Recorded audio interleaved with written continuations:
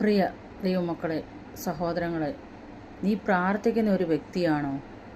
നിൻ്റെ കുടുംബത്തിൽ നിന്നെ ആക്കിയിരിക്കുന്ന പ്രാർത്ഥിക്കാനാണെങ്കിൽ praise the Lord, thank you Lord.